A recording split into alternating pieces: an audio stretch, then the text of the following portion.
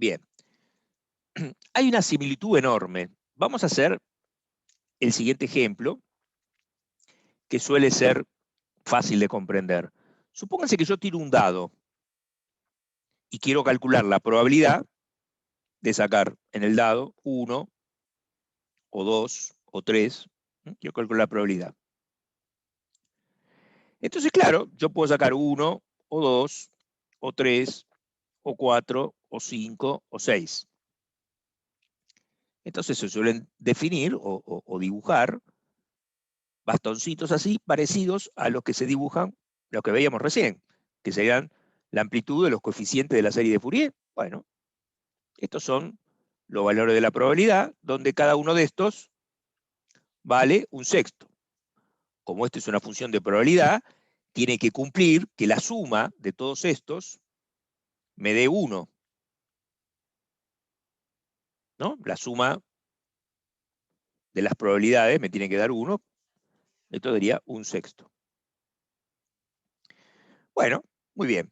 Ahora, si yo tengo, por ejemplo, no sé, la lotería, por ejemplo, y tengo los números del 1 al 100, ¿cómo sería? ¿Cuál es la probabilidad de sacar un número, de acertar a la lotería del 1 al 100?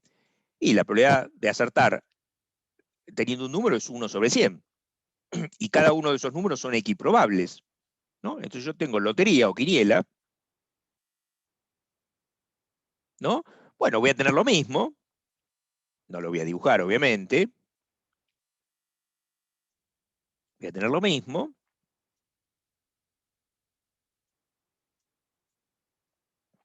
Donde voy a tener, qué sé yo, 1, 2, 3, 100.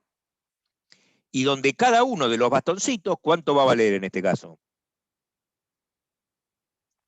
Ni siquiera lo puedo hacer escala 1 sobre 100. No lo puedo hacer escala, obviamente, porque no veríamos nada.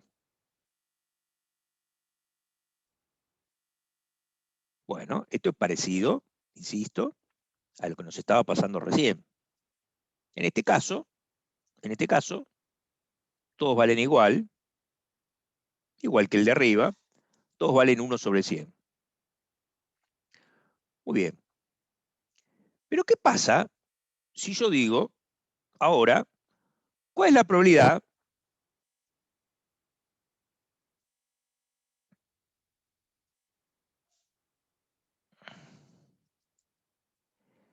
de, digamos, entre comillas, sacar, digo sacar porque no, como que uno tira un dado, ¿no? O uno saca una carta, o sacar en la quiniela. En este caso, sacar no sé muy bien qué sería, pero usamos la misma palabra. ¿Cuál es la probabilidad de sacar un número real, cualquiera,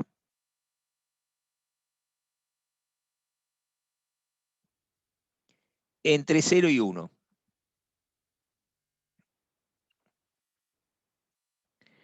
Entonces, claro, yo puedo hacer un razonamiento similar. Pero el problema es cuál es la probabilidad de sacar un número real cualquiera, por ejemplo, 0,3578. Como el espacio de probabilidad son todos los números reales comprendidos entre 0 y 1, Es del ¿no? 100%. ¿Cómo? Es del 100%. No, ¿cómo del 100%? No, Estoy seguro que voy a sacar un número real. no, bolas. Sí, se entendió mal, entonces no es eso obviamente lo que quiero decir. Yo quiero, por ejemplo, calcular cuál es la probabilidad de sacar 0,3791, sabiendo que puedo elegir cualquier número real. ¿Cuál es la probabilidad de un número en Ah, no. particular? Y la probabilidad de un número en particular es 0, porque ¿cuántos números hay? Hay infinitos Sí. candidatos. Claro, un número en particular sí. ¿Entendés? Es decir, es la misma situación. Yo tiro un lado, entonces tiro un lado, tengo 6 posibles resultados. Como tengo 6 posibles resultados, puedo sacarme 1, 2, 3, 4, 5, 6. Bueno, la probabilidad de cada uno de ellos es un sexto. Juego la quiniela. Tengo 100 números. Bueno, tengo 100 posibles resultados. Del 0 al 99. Del 00 al 99. En realidad, tenemos que borrar el 100. Y tenemos que agregar el 0, ¿no? En la quiniela tendríamos que poner así. Bueno, es una estupidez lo que estoy haciendo, pero no importa.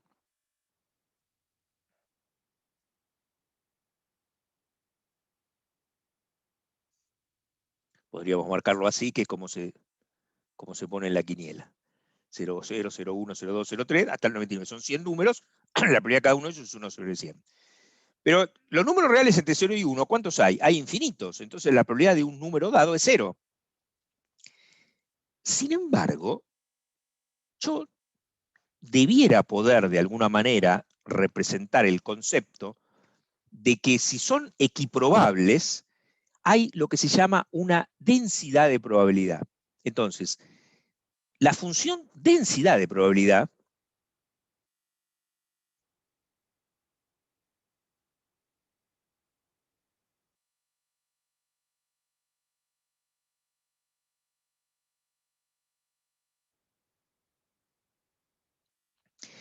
y en probabilidad le ponen como una manera de representarla muy particular, que es fx de x, no sé, nosotros vamos a llamarla, no importa, f de x, ¿no? Entonces, ¿cómo sería f de x para este caso que estamos analizando? Esto estaría entre 0 y 1.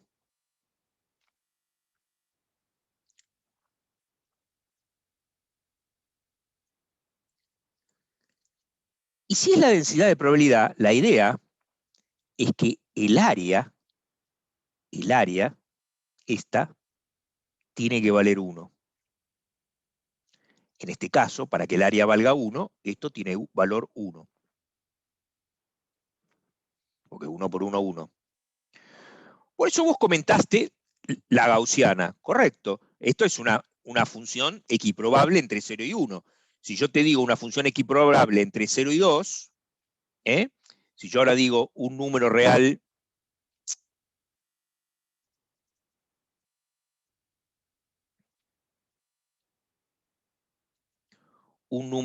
cualquiera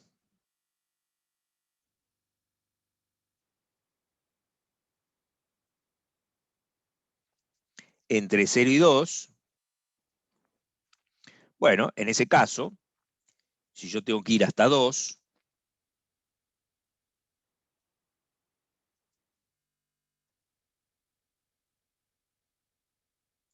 bueno,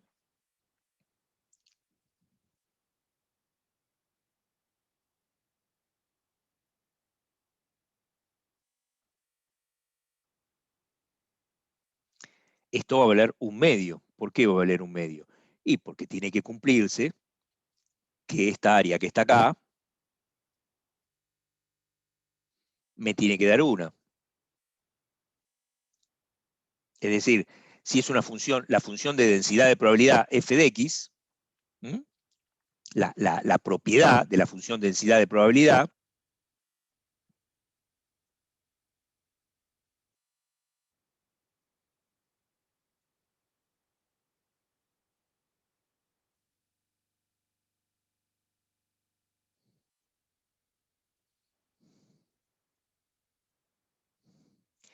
es que la integral desde menos infinito hasta infinito de f de x diferencial x me dé 1. Esa es la condición que tiene que cumplir para poder ser una función de densidad de probabilidad.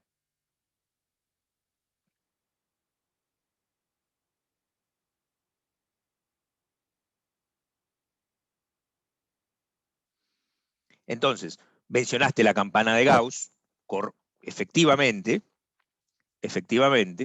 una campana de Gauss con un valor medio cualquiera es una función de densidad de probabilidad, pero no necesariamente, lo que te quise decir que no necesariamente porque no tiene por qué ser una campana de Gauss, ¿no? Pero ¿qué característica tiene que tener esta campana de Gauss? Que tiene un valor medio, ¿no? Pero además tiene un desvío, porque esta campana de Gauss puede ser más finita o no tan finita justamente de acuerdo al desvío, ¿sí? Bueno, la característica o la condición que tiene que cumplir es que esta área sea 1.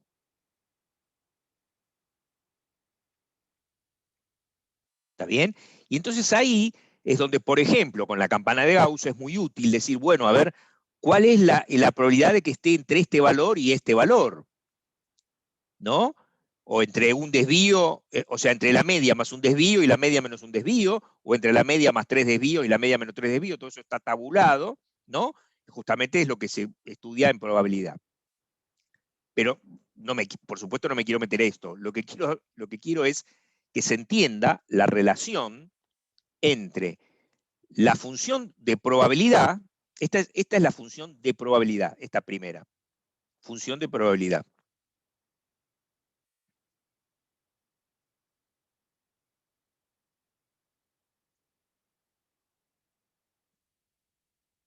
La función de probabilidad es discreta,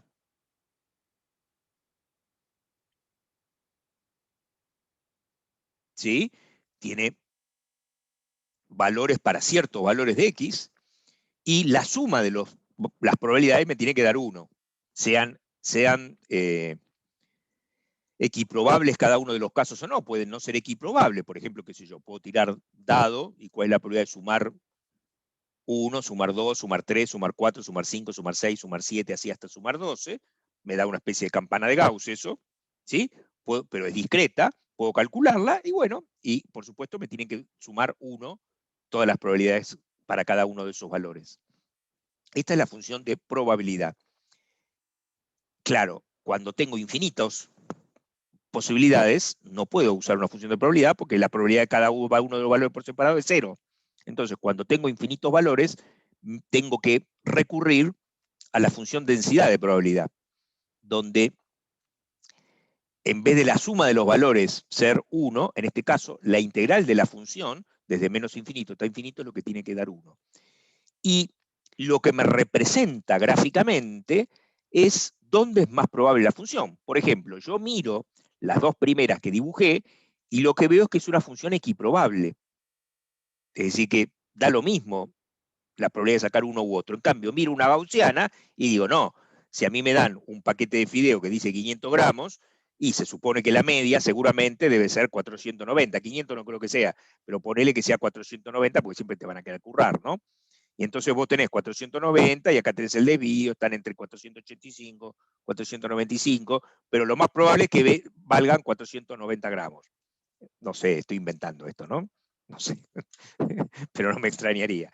Entonces, ahí ya no vos la mirás y mirándola nomás sabés que no es igualmente probable. Es más, obviamente distinguís una con un desvío mayor de una con un desvío eh, una con un desvío menor de una con un desvío mayor que estaría más achanchadita y más suavecita.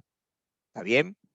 Bien, muy bien. Ahora volvamos entonces a donde estábamos para tratar de relacionarlo.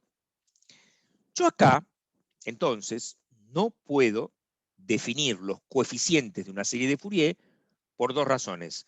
Primero, porque todos valen 0, pero la segunda es que aparecen infinitos coeficientes.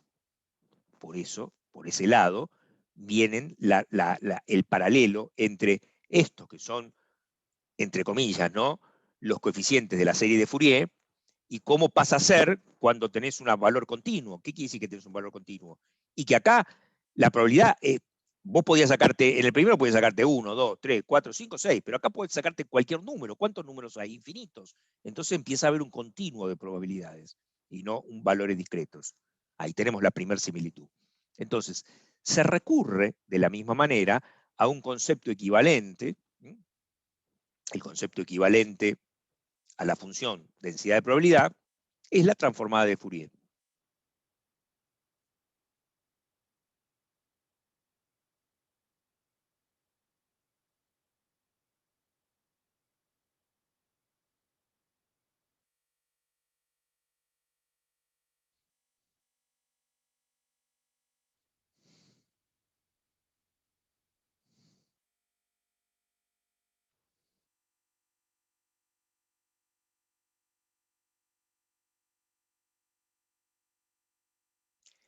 Es la transformada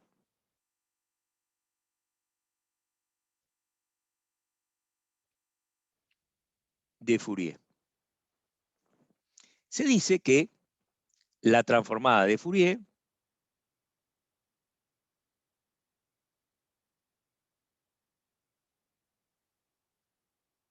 me representa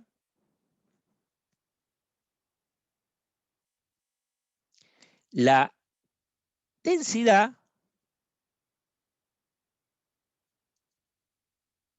donde estas comillas, no sé si son tan comillas, es efectivamente así, del espectro de frecuencias de la señal.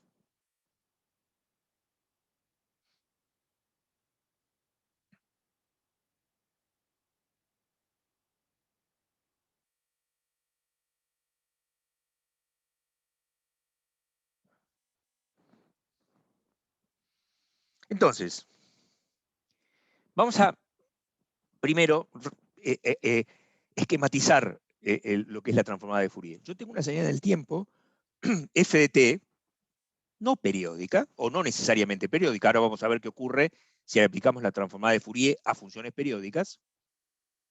Aplico la transformada de Fourier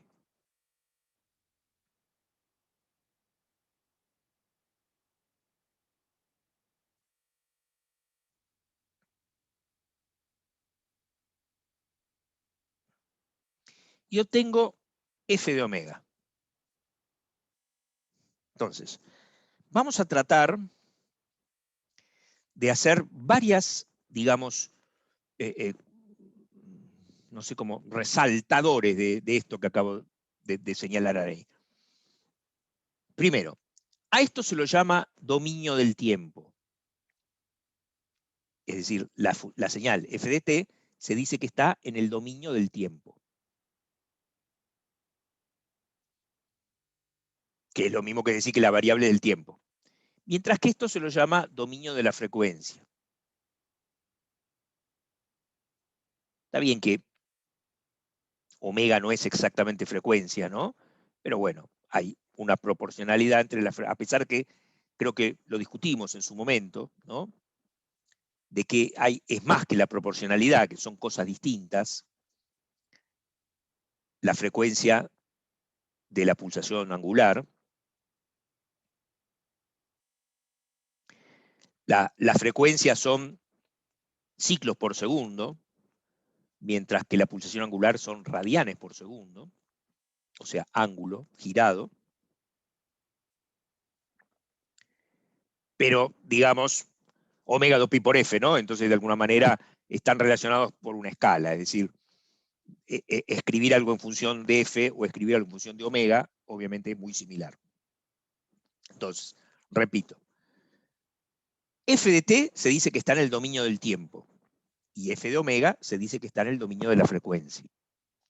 Entonces, si yo quiero ver qué forma tiene la señal en el tiempo, y voy a tener que observar f de t. Mientras que en cambio, si yo lo que me interesa es ver cuál es el espectro de frecuencias de la señal, voy a tener que mirar f de omega. Entonces, hay que comprender que hay montones de señales donde es más útil estudiar el espectro de frecuencias que el espectro que la función del tiempo. Por ejemplo, todas las señales de voz o de audio o de música, ¿no? Una señal en el tiempo de una persona hablando es cualquier cosa. Una persona hablando.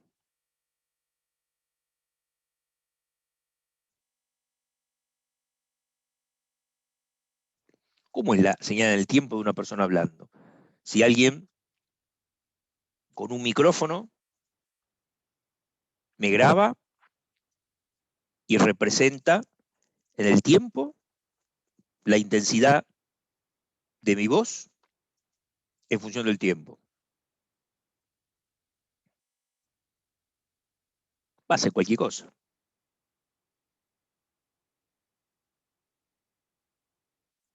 No voy a obtener informaciones. Cuando se las analiza con cuidado en una persona hablando, empieza en el tiempo a veces a distinguirse, por ejemplo, las vocales de las S, ¿no? Cuando se hacen estudios de reconocimiento de la voz, ¿no? Reconocimiento automático de la voz para traductores o para lo que sea, es muy importante, ¿no? Como justamente se reconocen las vocales de las consonantes. Pero es mucho más interesante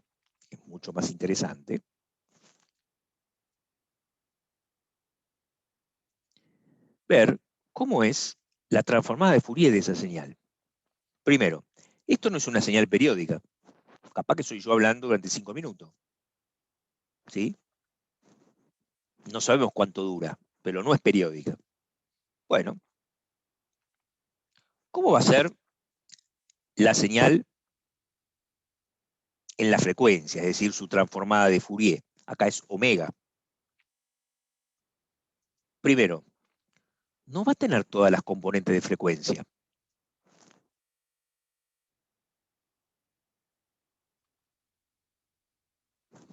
Una cosa interesante, que después vamos a discutir, es que estrictamente hablando, la transformada de Fourier está definida para los omegas positivos, para los omegas negativos también. Es decir, es una cosa matemática. Después vamos a ver algunos ejemplos. Pero bueno, cuando se hace el análisis, a mí me interesan los valores positivos porque son los valores reales de la frecuencia, ¿no es cierto? Ya vamos a discutir, vamos a ver que en realidad la transformada de Fourier tiene una J por ahí, es f de J omega, ¿sí? Con lo cual se complica porque entonces voy a tener que hacer el módulo y la fase, ¿no? Toda una serie de cosas. Pero lo que estoy en este momento destacando es que si yo tengo una persona hablando, esto va a tener un espectro de frecuencia que va a ser, pongámosle, una cosa así.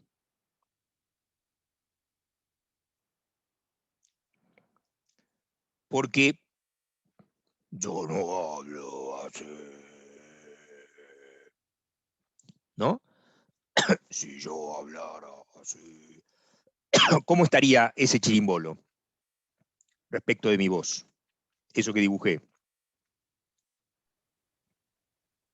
¿Más para qué Más lado? cerca de las frecuencias bajas, más a la izquierda. Más a la izquierda. ¿Y si yo hablara así? Bueno, ahí estaría más a la derecha. Claro. ¿Está bien? Es decir, esto caracteriza de alguna manera la frecuencia de mi voz, que cada persona tiene una frecuencia diferente. O si hay una persona que está cantando, bueno, tiene un rango vocal de la frecuencia que cubre. ¿Está bien? Después, acá con el audio hay todo un tema, ¿no? Que cuando uno habla de audio, en general uno toma como referencia lo que se escucha y no lo que se emite. Es decir, nosotros cuando hablamos o cuando cantamos, ¿emitiremos en frecuencias no audibles? Yo creo que sí, pero de última no interesa en lo más mínimo. Es decir, cuando uno estudia audio, lo que se estudia es lo que se escucha. No se entiende lo que estoy diciendo. ¿Sí?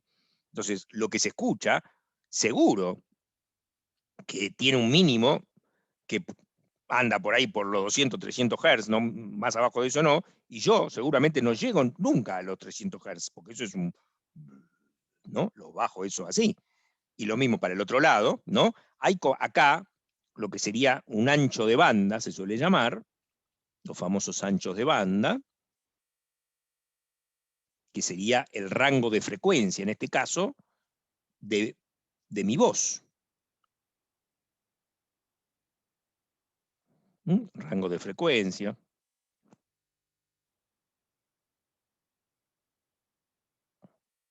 Ancho de banda.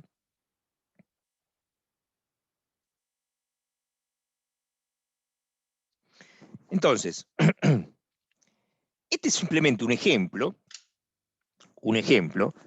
de la enorme potencia del estudio de una transformada de Fourier,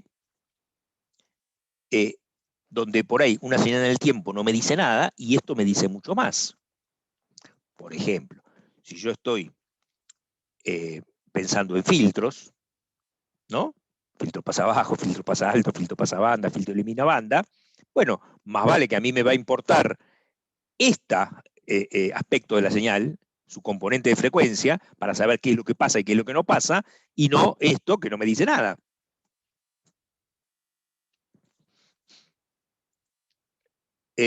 Lo mismo en un amplificador, etcétera, ¿no? O sea, sean digitales o no, eso es independiente, es decir, es un concepto que es independiente después de la implementación, si es analógico o digital. Es un concepto que tiene que ver con el dominio del tiempo, por un lado, y el dominio de la frecuencia por el otro. Por supuesto que si la señal original ya es una señal discreta, estamos hablando de otra cosa. ¿Se acuerdan que el otro día ustedes me preguntaron por el algoritmo ese que es el FFT, que no sé de dónde dicen que ustedes lo ven? Por ahí ya estamos hablando en otro terreno. Por ahora estamos hablando de señales analógicas, que después las filtremos analógicamente o digitalmente, eso no cambia la cosa, pero la señal original es analógica. Bien.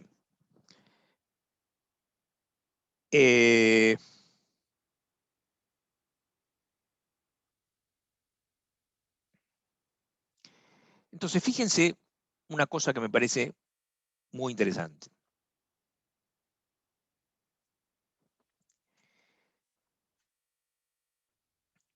Dijimos que f de t es la señal del tiempo, y yo acá tengo una transformada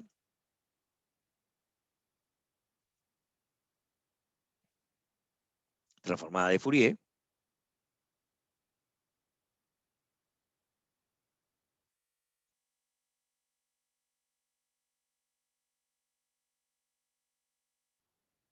y obtengo f de omega.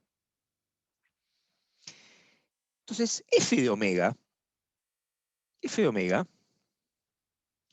tiene una importancia conceptual impresionante,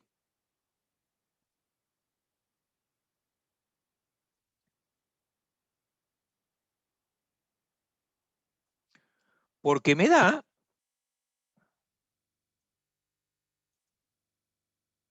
la densidad espectral de la señal.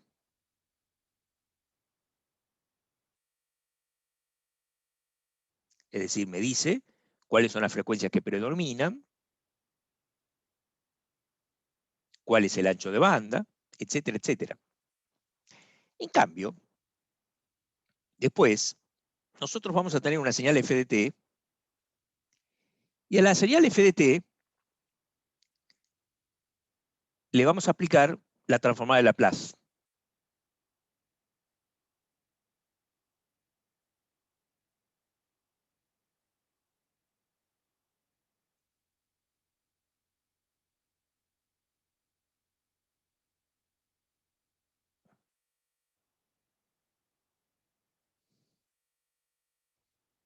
Y vamos a obtener una señal o una función a la que vamos a llamar f de s, la variable es s, y vamos a usar ciertos conceptos de la misma manera. Es decir, así como ahí teníamos el dominio del tiempo y el dominio de la frecuencia, acá tenemos el dominio del tiempo y el dominio del campo transformado, a veces se lo llama, o el dominio de S. Pero ¿cuál es la diferencia? La diferencia es que f de S en sí misma no tiene la misma importancia que f de omega. ¿Para qué se hace la transformada de Laplace? La transformada de Laplace se hace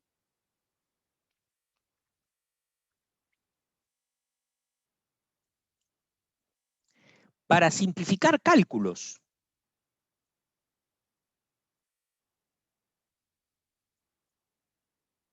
Es decir, es un truquito matemático que me permite, básicamente, en vez de resolver ecuaciones diferenciales, resolver ecuaciones algebraicas. Eso es.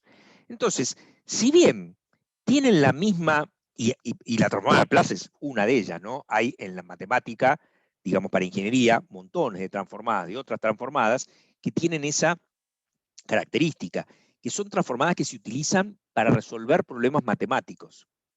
Mientras que en cambio, la transformada de Fourier, si bien tiene las mismas características, tiene los mismos lenguajes, las mismas ideas y conceptos de campo de salida, campo de llegada, el campo transformado, dominio del tiempo, dominio de la frecuencia, tiene una importancia fundamental para el estudio de la señal, porque nos da las componentes de frecuencia de la señal. ¿Por qué digo esto? Porque ahora vamos a hacer algunas pocas, muy pocas, transformadas de Fourier. Vamos a escribir matemáticamente cómo se expresa la transformada de Fourier y vamos a calcular algunas. vamos a ver que enseguida se complica. Que si yo quiero calcular transformada de Fourier, que es un buen desafío matemático, la cosa no es nada sencilla. Y nosotros no vamos a profundizar demasiado en eso, sino que por el contrario, a lo que lo vamos a usar es para el teorema de muestreo. Vamos a tratar de comprender el teorema de muestreo y para eso vamos a hacer la transformada de Fourier de ciertas señales fundamentales o ciertas ideas básicas. Pero lo que sí tenemos que rescatar es el significado de la transformada de Fourier. Cuando yo digo, por ejemplo, esta señal tiene esta transformada de Fourier y la dibujo, ¿qué estoy queriendo decir? Estoy queriendo mostrar las componentes espectrales de la señal. En realidad es la densidad espectral, pero que me dice de alguna manera dónde está concentrada la señal, en qué frecuencia, qué amplitud de banda tiene, qué ancho de banda tiene. Entonces, vamos a tratar de centrar nuestro estudio en tratar de comprender eso lo más posible. Además de hacer la transformada de Fourier de algunas pocas señales que son importantes para entender el teorema de muestreo.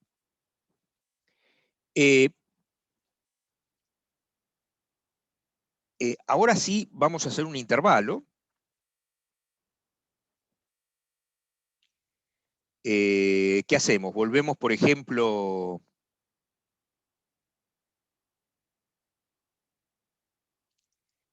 ¿les parece volver 7:30?